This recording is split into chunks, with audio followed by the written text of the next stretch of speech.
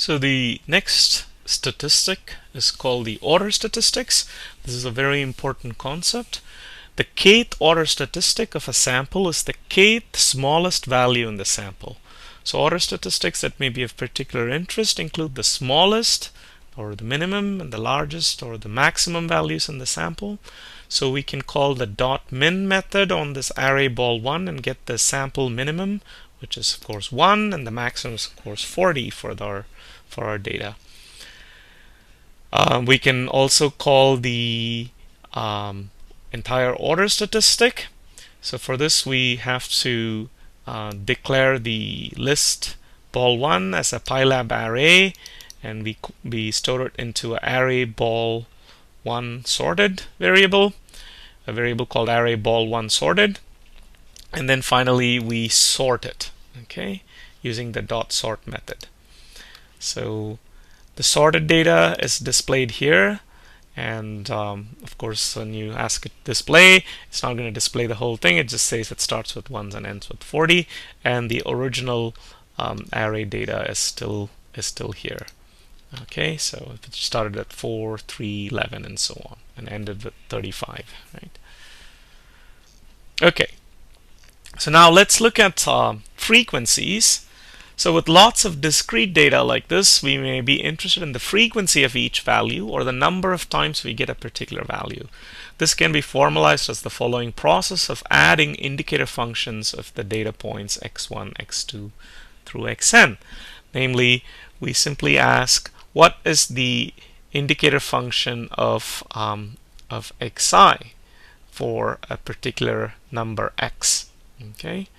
So we can use the Sage dictionary to give us a mapping from ball numbers in the list to the count of the number of times each ball number comes up. Okay, so that's all we're doing. We simply ask how many times a particular value shows up.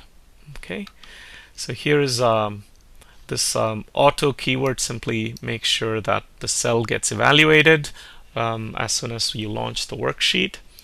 So you can don't have to worry about this. So here is the definition of the function. The function we're defining is make_freq_dict, and it has something as input called myDataList. And once again, here we have our doc string. So it says this function is make a frequency mapping out of a list of data. The parameter is myDataList, which is the input parameter to this function. It's a list of the data, and what it'll return is a dictionary that's mapping each unique data value to its frequency count, how many times it happens. So what do we do in the body of the function? We start with an empty dictionary called freq_dict. This is the assignment operator, and this is the empty dictionary that's being assigned to this variable called freq_dict. Okay, so we start with an empty dictionary. Now we do a simple for loop. So for res, for result, say res in myDataList.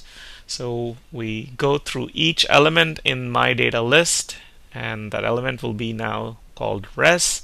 And if res in freq_dict, so it means if it's already in freq_dict, the data value already exists as a key, right? If that is the case, then all you have to do is you increment the value at the dictionary for res by 1.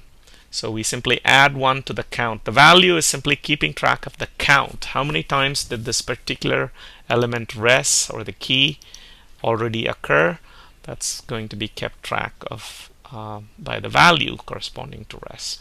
And else the data value does not exist as a key value, then you're coming up with a key value that you're encountering for the first time, so you add a new key value pair for this new data value, and you set its frequency to be 1 or its value to be 1.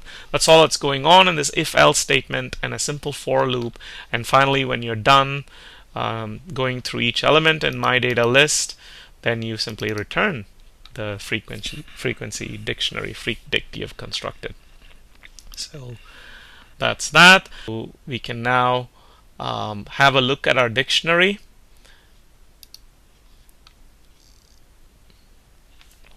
So if you look at this, the smallest order statistic, which is 1, and it's happened 29 times.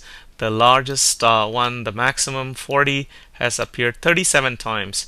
But now we are also given the frequency of 2, the ball 2 appeared 28 times, the ball 3 appeared 31 times, and so on. So this is a very nice way of summarizing the order statistics into frequencies. Okay. Of course, these numbers would be different if you have downloaded a more recent data file with additional trials, and you should try that on your own. So what? We'd hope that the lotto is fair, right? That is, the probability of each ball coming up with any of the available numbers is the same for each number. The probability that ball 1 is a 1 is the same as the probability that it is 2. It's the same as the probability that it is 3, and so on. So if the lotto is fair, the number that comes up on each ball should be a discrete uniform random variable.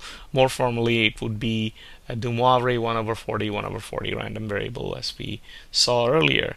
Over the long term, we would expect the number of times each number comes up on a given trial to be about the same as the number of times any other number comes up on the trial.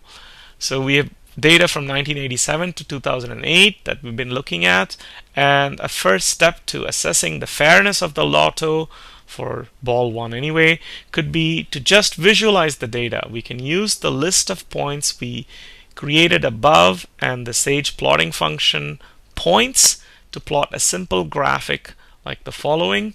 So here we are plotting the frequency with which each number comes up against the numbers themselves. So we're simply visualizing this little dictionary that came out.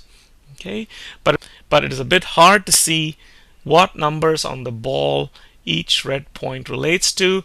To deal with this, we add dotted lines going up from the number on the horizontal axis to the corresponding number frequency tuple, plotted as the red point. So we know this red point is actually 25. So we know the ball 25 came up about 37 times. Okay, and so on and so forth. So this way of representing the frequencies is simply a frequency diagram.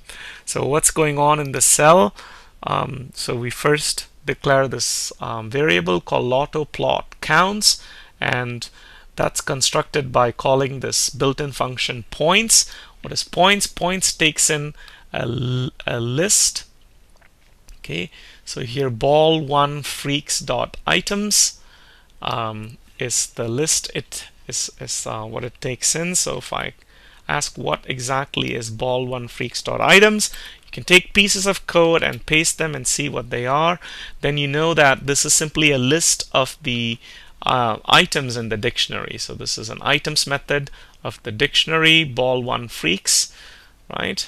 And where was ball1 freaks defined? Ball1 freaks was assigned here using the make freak dictionary, right?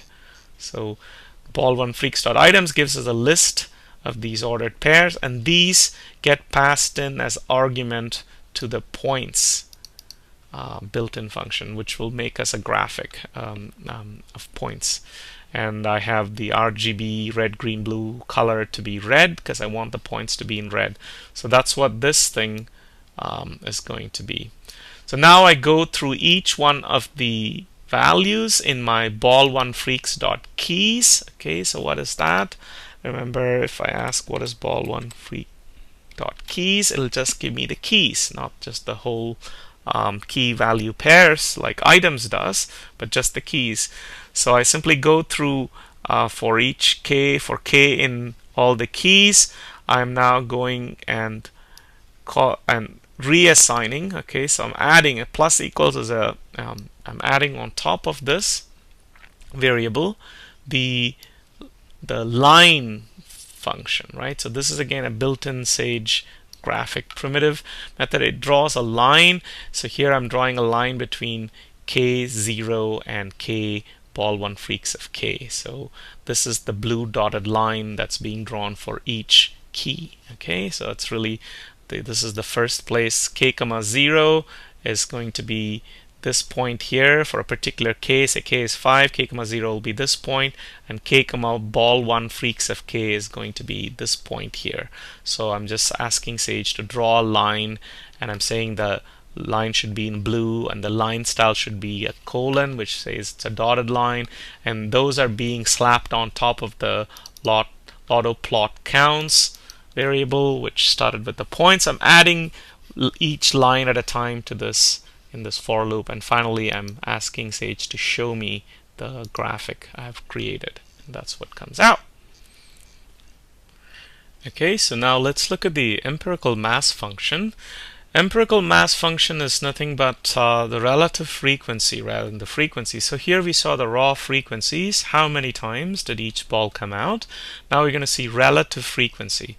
So how is this defined? It's the same as the frequency, except we have a division by 1 over n. Okay, so it's the formal process of adding normalized indicator functions of the data points. Okay, so the utry section below will show you some techniques we use in doing this. For now, we have bundled them up into a hidden function called make EMF. So make EMF is a hidden function that's implemented below, so that you can just concentrate on the data for now. So now we plot the points based on relative frequencies. What we've made is another statistic called the empirical mass function. Okay, so this is another very important statistic.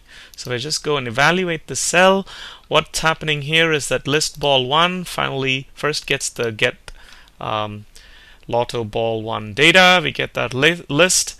Then we have this make EMF, the hidden function that's making us our list of unique data values and their relative frequencies as opposed to the raw frequencies. And then finally we're using a very similar technique as before, where we're plotting the points, and then we're going through a for loop and plotting dotted lines. Okay, just like before, using the line and the point technique. So here we have our relative frequency, and this particular statistic is called the empirical mass function. So we can plot the probability mass function of the hypothesized probability model for the Fair New Zealand Lotto. So remember, this is the probability mass function of the 1 over 40 de Moivre random variable, and overlay it on the empirical mass function of the observed data to see how well the expected model or the matches our frequencies. Okay, so this is the probability mass function of the de Moivre 1 over 40 random variable, and this whole cell simply plots the empirical mass function, which is shown in these purple dots, against the probability mass function of the theoretical model, and the empirical mass function, the purple dots, for the actual observation.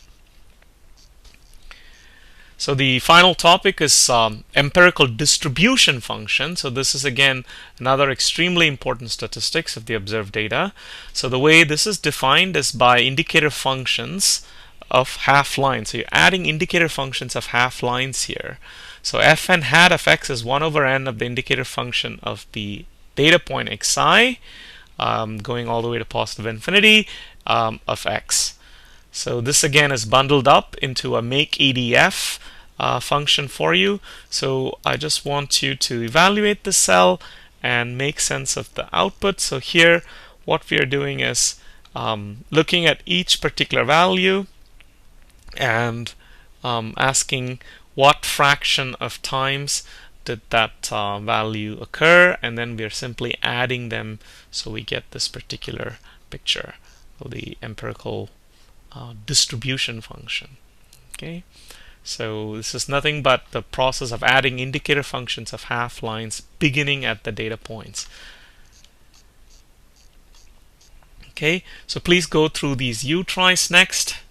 These will be helpful to familiarize notions of arrays for you.